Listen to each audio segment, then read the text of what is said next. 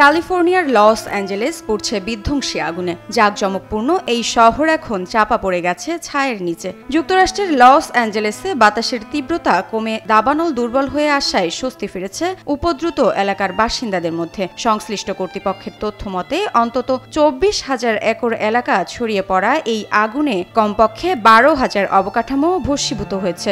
সবশেষ খবর পাওয়া পর্যন্ত 27টি মরদেহের সন্ধান পেয়েছেন উদ্ধারকারীরা। তবে তাদের ধারণা মৃতের সংখ্যা আরও বাড়তে পারে।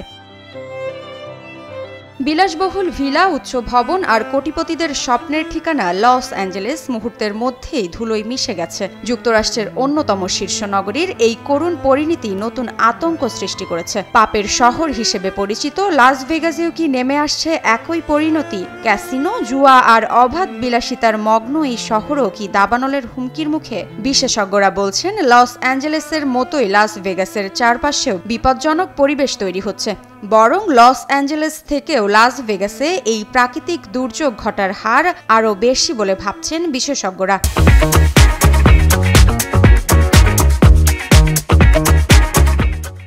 লাস ভেগাস, যা পাপের শহর নামে পরিচিত, ক্যাসিনোতে রাতভর জুয়া, বিলাসবহুল পার্টি আর উজ্জ্বল আলোয় মোড়ানো এই শহরও এখন সংকটে। এর চারপাশে ক্রমেই বাড়ছে দাবানলের ঝুঁকি। শহরের শুকনো আবহাওয়া, অনিয়ন্ত্রিত অবকাঠামো আর প্রাকৃতিক ভারসাম্যহীনতার কারণে বিশেষজ্ঞরা বলছেন যে লাস ভেগাসও এখন লস অ্যাঞ্জেলেসের মতো পড়তে পারে বিপদে।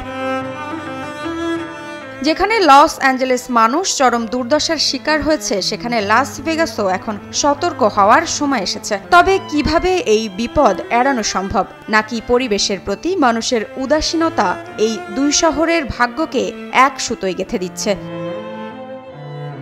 প্রাকৃতিক বিপর্যয়ের এই সতর্ক বার্তা কি এখনও গুরুত্ব দিয়ে নিচ্ছে মানুষ? নাকি বিলাসিতার এই শহরগুলোও ধ্বংসের পথে এগিয়ে যাচ্ছে? মৃত্তিকা বিশ্বাস, নিউজ 24।